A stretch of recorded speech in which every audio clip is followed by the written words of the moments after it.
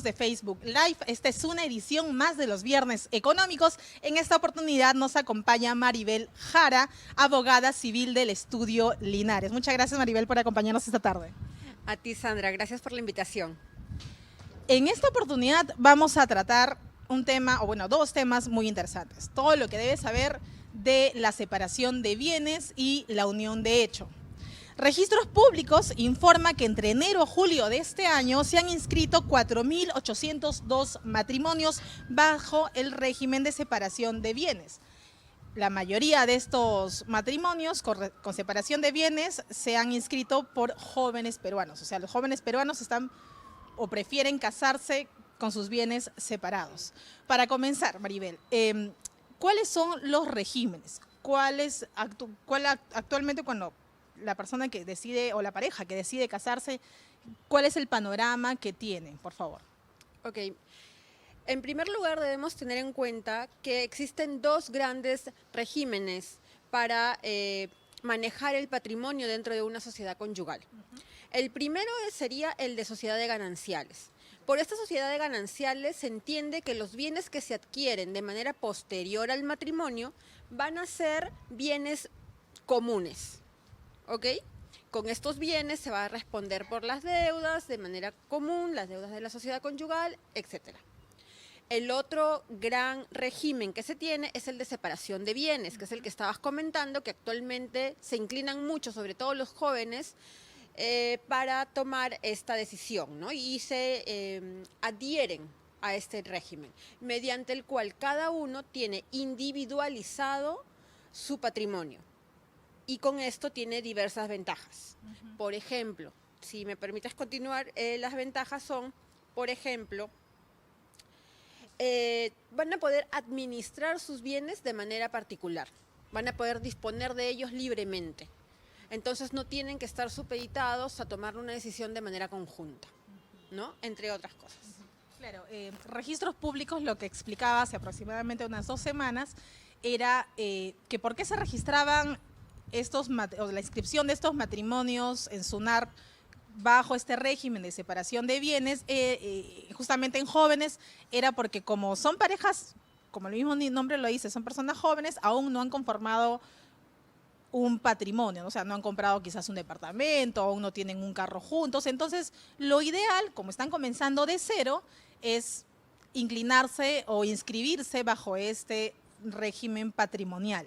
Ahora, si tú que nos estás mirando, nos estás escuchando y estás pronto a casarte, ya tienes el anillo de compromiso y te vas a casar dentro de poco, puedes optar, y eres joven, o quizás, bueno, no eres joven, eres una persona mayor, pero te interesa formar parte de este régimen.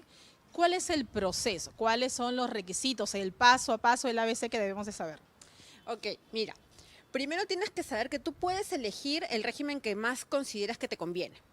¿Qué puedes hacer? Primero puedes elegir el régimen antes de casarte, como tú dices, si ya tienes el anillo y ya quieres ok, puedes ir y por mutuo acuerdo definen que quieren un régimen de separación de patrimonios.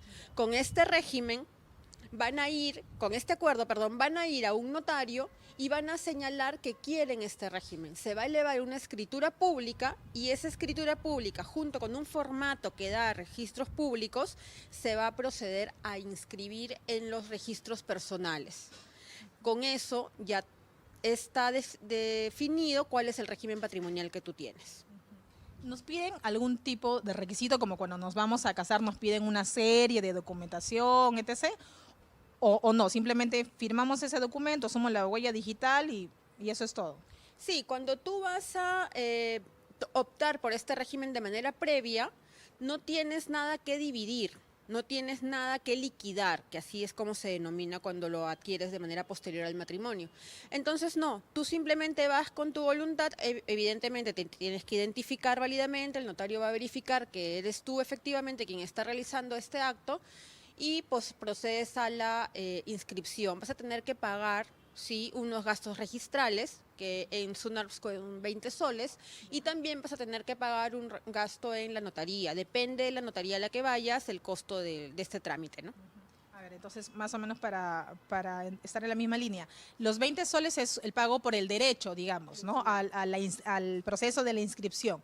Y aparte, para la escritura pública, que se va a elaborar obviamente por un notario en la notaría y que se eleva, se envía, se transfiere a registros públicos, también hay que hacer un pago.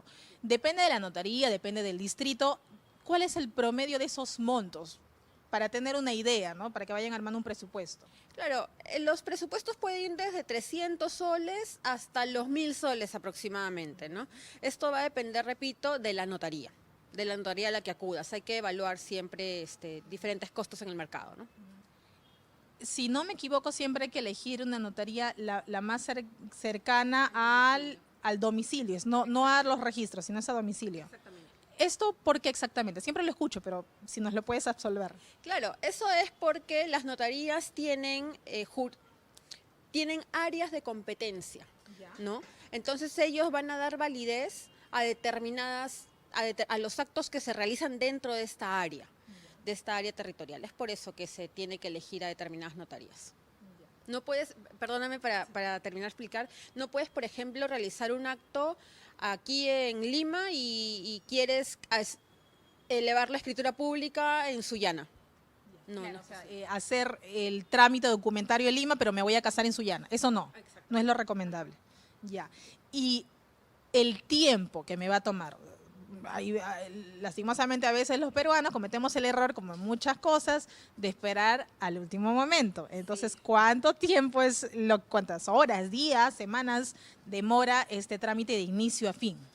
No demora mucho este trámite, realmente va a depender un poco de la notaría, ¿no? Pero yo creo que en una semana ya puedes tener todo listo, sin ningún inconveniente y en registros públicos, ¿no? Sin ningún inconveniente. Cuando llega a registros públicos, ¿ahí termina el proceso o hay que recoger un documento para llevarlo al municipio donde uno se vaya a casar? ¿Qué sigue después? No, en registros públicos termina el proceso. En registros públicos es donde se va a inscribir justamente en tu registro personal. Ahí se va a inscribir y ya va a poder ser oponible, se denomina, es decir, que va a poder ser de conocimiento de cualquier persona que tú estás bajo el régimen de separación de bienes. Ahora, ese era el escenario de las personas que nos están mirando y están prontas a casarse. De aquellas personas que nos están escuchando, pero ya se casaron hace 5 o 20 años y que digamos, por alguna situación, como conversábamos hace rato, el amor no dura para siempre, quizás digan, como medida preventiva, digámosle así, deciden pasarse a este régimen. ¿El proceso es el mismo? ¿Qué deben hacer, por favor? Ok, sí es posible que si tú ya tienes un matrimonio constituido y quieres cambiar de régimen patrimonial, se denomina sustitución de régimen, es posible que tú accedas a esto. ¿Cómo lo puedes hacer? Puedes hacerlo de diversas maneras. Primero puedes ponerte de acuerdo con tu esposa, con tu esposo y van a redactar un documento igualmente en la notaría donde van a señalar que quieren cambiar de régimen patrimonial. ¿Okay? Una vez que realizan esta decisión, toman esta decisión, se va a hacer una liquidación de los bienes que han tenido. ¿Okay? Se va a indicar, no sé, si compraron una casa, un departamento, si compraron un auto, se va a indicar esto, se va a indicar el valor de estos bienes, se va a proceder a su liquidación, como te decía, y ya se paga cualquier deuda que haya existido y se queda ya expedito el trámite para que se inscriba en registros públicos. Otra posibilidad es que tú recurras al Poder Judicial. Si tú no te pones de acuerdo con tu pareja, porque puede ocurrir, no te pones de acuerdo, puedes acudir al juez y decirle, señor juez, mi pareja, mi esposo, mi esposa, está administrando erróneamente los bienes. Entonces, yo necesito que separe, que realice una separación de bienes. Y va a ocurrir también la separación. Igual esto luego se tiene que inscribir en registros públicos. Y una tercera opción es que si tu pareja o tu cónyuge se encuentra en un proceso de liquidación, tú tienes el derecho que de automático se cambie el régimen patrimonial. Lo que tienes que hacer también aquí es verificar que se realice la inscripción de este cambio de régimen, ¿no? En registros públicos siempre. En cristiano, para que nos entiendan nuestros amigos de Facebook Live, ¿qué significa que tu cónyuge, o sea, mujer, varón, esté en proceso de liquidación? Si tiene una deuda que no ha podido pagar, y le han requerido, lo han demandado por esta deuda y no ha podido, entonces lo llevan a un proceso ante Indecopi, que es un proceso de liquidación, así se denomina, es un proceso, perdón, un proceso de quiebra, así se denomina. Si está en este proceso de quiebra, tú ya tienes el derecho, y ya la norma lo señala así, que automáticamente se cambia el régimen y ya es un régimen de separación de patrimonios. Entonces, a ver si hemos comprendido bien. Si es que nuestro cónyuge, digamos, a ver, hipotético caso, yo estoy casada con nuestro compañero Jonathan Bazán, el Casarredes, y Jonathan, que no es tan hipotético, Okay. no tiene un buen manejo financiero de las tarjetas de crédito. He visto algo ahí por ahí. Entonces, digamos, es una persona que está en riesgo, como indicabas, de quebrar, o sea, no solamente una empresa, digamos, puede ser una persona natural, se excedió con la tarjeta de las tiendas por departamentos, ¿no? Lo llamaron ahora en noviembre, diciembre, que a todos nos bombardean de llamadas para ofrecernos todas las tarjetas a las mejores tasas y ya, se excedió. Entonces, digamos, si es que podríamos recomendar en qué momento optar por pasarnos a este régimen, es cuando en nuestra familia, en nuestro núcleo, estamos viendo este problema, ¿cierto? Claro, definitivamente si tú ves que tu pareja no está administrando adecuadamente los bienes, ese es el momento para acudir, pues, para conversar primero y para acudir a un notario, porque es la manera más sencilla, más fácil, más rápida, acudir a un notario y realizar esta separación de patrimonios. ¿Los costos y el tiempo varían en algo? Los costos siempre en el Poder Judicial, lamentablemente, porque es una de las alternativas, evidentemente es más lento, pero versus mayor rapidez en notarías, pero más oneroso, ¿no? Eso es en el caso de que la otra parte del matrimonio no quiere. Pero si, digamos, estamos de acuerdo, son igual los 20 soles en registro.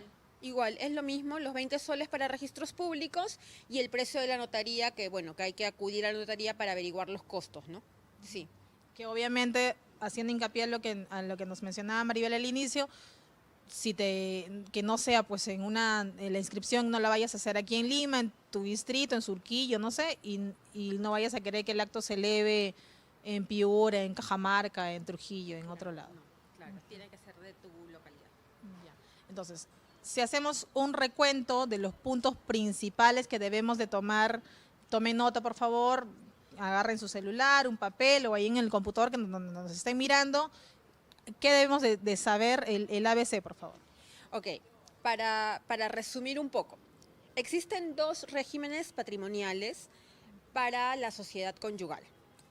Uno de ellos es la sociedad de gananciales y el otro es la separación de bienes. Puedes realizar tu separación de bienes antes del matrimonio o después del matrimonio. Si es después del matrimonio, la puedes realizar de mutuo acuerdo y te vas a un notario. Puedes ir al Poder Judicial a pedir que te realicen esta separación de bienes o ocurre también en un proceso de quiebra de tu cónyuge. En todos los supuestos, tú lo que tienes que hacer es acudir a registros públicos para que se inscriba esta separación de bienes. Esto es lo más importante, tiene que estar inscrito. ¿Qué ocurre luego cuando ya tienes la separación de bienes? Ocurre que tú vas a poder asumir tus obligaciones por ti misma y no te vas a ver afectado o afectada por las obligaciones de tu cónyuge. Además, tú vas a poder disponer de todo tu patrimonio con total libertad. Esas son algunas de las características de estos dos regímenes en síntesis, ¿no? Para un poco ilustrar a tu teleaudiencia. De este último punto, cuando hablamos de que podemos, o sea, una vez que tengamos la separación de bienes, uno de los beneficios es que vamos a poder disponer individualmente de nuestro patrimonio. Estamos hablando, para que quede bien claro, que si tienes una cobranza coactiva, le debes al banco, no sé, no le pagaste por 1 año, 2 años y te están llamando y dicen, el esposo está en quiebra o la esposa está en quiebra, bueno, bueno, digamos, la persona, mujer o varón, están en quiebra. Lo primero que ven es que si está casado o casada. Entonces, a la otra parte que le van a cobrar ipso facto es a la cónyuge o al cónyuge. Entonces, para evitar eso, de que termines pagando una deuda que no es tuya, ¿no? Pero a veces también esos líos económicos terminan en divorcio, dicho sea de paso, y no termines pagando mientras estás casada una deuda que no te pertenece, puedes optar, es una recomendación que nos da Maribel, por este régimen de bienes separados. ¿Algo que añadir? Sí, y además actualmente, como tú lo mencionabas al inicio de la entrevista, esto es un régimen que se está dando mucho en personas jóvenes. ¿Por qué? Porque los jóvenes están mucho en los temas de emprendimiento, está viendo temas de negocios, entonces a veces para salvaguardar y proteger a la pareja, no es que no la quieras, no es que le tengas desconfianza, no es nada de eso, es simplemente que tú quieres proteger también a tu pareja y salvaguardarla de cualquier riesgo que tú puedas estar tomando de manera profesional, de manera particular o de manera económica, ¿no? Entonces, un poco por ahí es que se están dando estas inclinaciones del nuevo régimen que se está tomando en los patrimonios. Ahora, pasando ya a la segunda parte de la entrevista y otro tema tan importante también, la unión de hecho. Teníamos una consulta que nos había hecho hace ya varios días atrás, Alejandra Villanueva. Creo que la mayoría de nosotras conoce a personas que no han optado por el matrimonio, empezaron a convivir, a vivir juntos, ya tienen 2, 3, 4, 5 años de convivencia y en algún momento deciden realizar la unión de hecho. ¿Qué es la unión de hecho? Para poder graficar a la gente. Hay muchas, bueno, en su gran mayoría en este país son mujeres las que buscan esto, cuando a veces la otra parte no opta por el matrimonio. ¿Qué es, por favor? Perfecto. La unión de hecho es esa unión voluntaria entre un varón y una mujer para realizar una vida en común. Para ello ellos deben tener determinados requisitos. Por ejemplo, no deben estar impedidos por vínculo matrimonial externo. O sea, no deben estar casados. No deben estar conviviendo con otras personas. ¿Qué ocurre cuando tú ya estás dentro de una unión de hecho? Lo recomendable es que tú inscribas esta unión de hecho. ¿Para qué? Para que luego adquieras características similares a una sociedad conyugal. Se denomina una sociedad de bienes.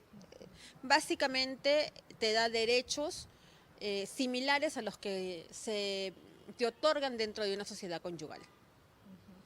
Cuando decimos, y era una consulta de alguien que también nos escribió, Leito Ancajima, indicaba, y justo lo mencionaste, cuando estás dentro de una unión de hecho, ¿cómo sé yo que ya puedo formar parte de este régimen, llamémoslo así, de unión de hecho? O sea, ¿cuántos años existe un mínimo de haber convivido con esa persona?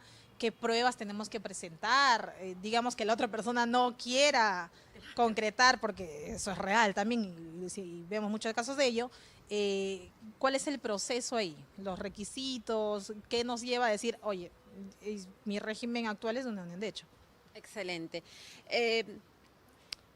Sí tienes que cumplir determinados requisitos para que se inscriba tu unión de hecho. Primero tienes que tener 2 años conviviendo, ¿ok? Tienes que acreditar estos años de convivencia con diversos documentos, de repente una constancia de domiciliaria, puedes presentar fotografías, es necesario que presentes testigos que acrediten que están viviendo 2 o más años. A veces tienes hijos, las partidas de nacimiento de tus hijos también te ayudan. Debes presentar un certificado negativo de convivencia, porque puede ser que esta persona ya tenga una convivencia inscrita con otra persona. Entonces, estos documentos se presentan frente a un notario y puedes inscribir tu unión de hecho. Igualmente lo puedes presentar a través del Poder Judicial, ¿no? Y también la inscripción cuesta 20 soles, entonces no es muy oneroso, digamos, ¿no? Y el pago en notaría igual que el anterior. Así es, varía, ¿no? Depende de cada notaría.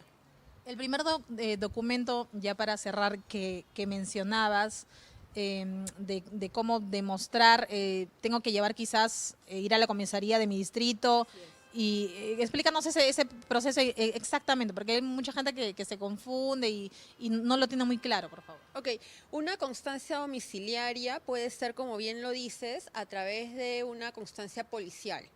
vas y verifican que efectivamente tú vives donde dices que vives.